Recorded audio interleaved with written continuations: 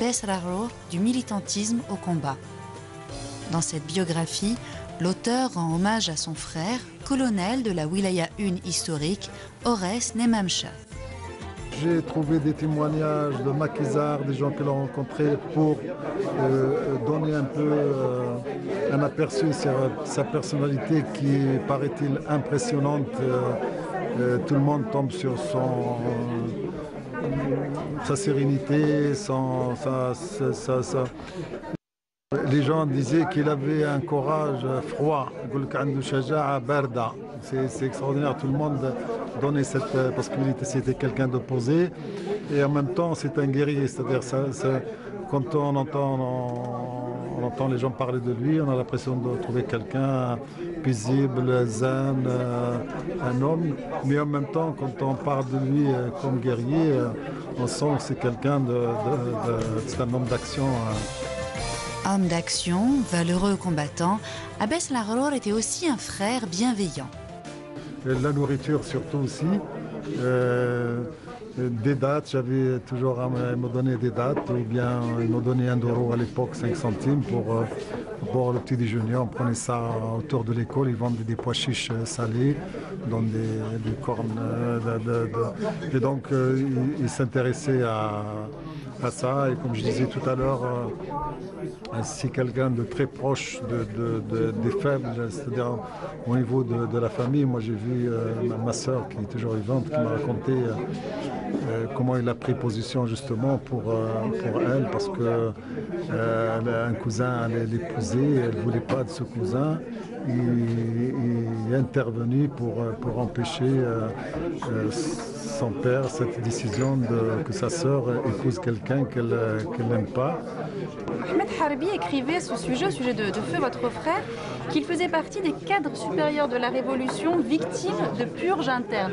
Vous-même, vous qualifiez sa disparition d'assassinat, de liquidation? Oui, national, liquidation et principalement politique.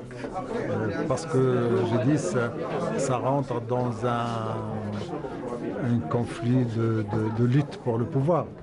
Et donc il a été victime de ce conflit enclenché après le congrès de la Somme entre les dirigeants de la Révolution. Il aura fallu attendre un quart de siècle après l'indépendance pour rapatrier les ossements de nombreux martyrs de la révolution algérienne enterrés à l'étranger, dont Abbas Al-Gharour, inhumé au cimetière d'El Alia. J'étais étudiant au Caire, en Égypte, et quand je rentrais, je passais par la Tunisie et je cherchais ces ossements. Je suis allé même dans des cimetières à Tunis parce qu'on m'a dit qu'il était enterré en Tunisie, mais personne n'a précisé les conditions de sa mort. Et ça se passait en 68. Et même j'étais dans le cimetière et puis on m'a dit après d'aller voir l'ambassade d'Algérie. Je suis allé voir l'ambassade et moi j'ignorais son importance aussi. J'étais jeune, j'ignorais son importance. Et puis l'ambassade m'a dit non, ça c'est très sérieux, il faut avoir une autorisation de là-bas en Algérie, il faut aller voir en Algérie, c'est pas le moment, etc. Donc moi j'étais intéressé dès 68 à chercher son rapatriement son rapatriement. Sa mère a souffert parce qu'elle a vécu jusqu'à l'année 71. Et comme elle n'a pas vu la tombe, elle n'a rien vu, elle continue pratiquement tout le temps à appeler Abbas Melmadiès, quand est-ce qu'il va venir, quand est-ce qu'il va... Pour elle, du moment où il n'y a pas de tombe, c'était très dur pour surtout la mère. Et puis elle est décédée sans voir sa tombe. En plus, elle avait 2 enfants qui sont morts, Chaben qui est mort au Maki, et mon père qui est mort sous torture aussi en 55. Donc elle a subi la mort de 2 enfants, son mari sous torture. Et en plus, on a été interné pendant 9 mois dans un camp de concentration. Vous avez la liste, je crois, dans le livre.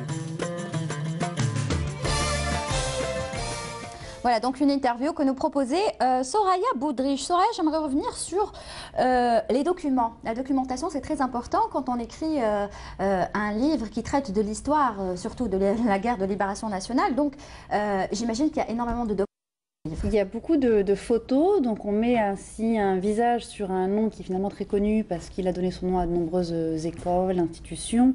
On a beaucoup de documents effectivement en annexe, notamment la fiche signalétique établie par les services de renseignement français. Il faut savoir que c'est un travail qui lui a pris à peu près 7 années pour écrire cet ouvrage. Il fallait attendre un moment où l'écriture de l'histoire serait peut-être un peu dépassionnée, donc il fallait attendre le bon moment pour ça. Et puis il fallait surtout collecter ces informations auprès des anciens combattants, aller chercher des archives en France, rencontrer même parfois des anciens militaires français qui tous reconnaissent la témérité et la bravoure de Salah Lahrour.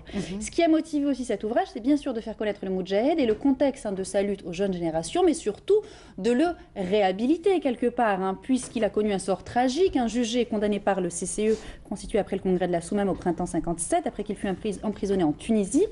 Et donc c'est une réponse en règle à tous ceux qui ont condamné un homme qui s'était engagé très tôt dans la libération de son pays. Alors les hommes du CCE ne trouvent pas tellement grâce aux yeux de Salah Lahrour, mais ce qui est pertinent, c'est qu'il va exposer des témoignages parfois contradictoires, laissant ainsi au lecteur la possibilité de se faire sa propre opinion. Et il réhabilite certes son frère, mais aussi les lieux et surtout ces hommes injustement condamnés, ces perturbateurs comme on les appelait. Merci beaucoup Soraya. Peut-être un dernier mot si vous voulez dire, le livre est disponible. Le livre est disponible en édition Chihab et puis peut-être prochainement une édition en arabe. D'accord, bah oui.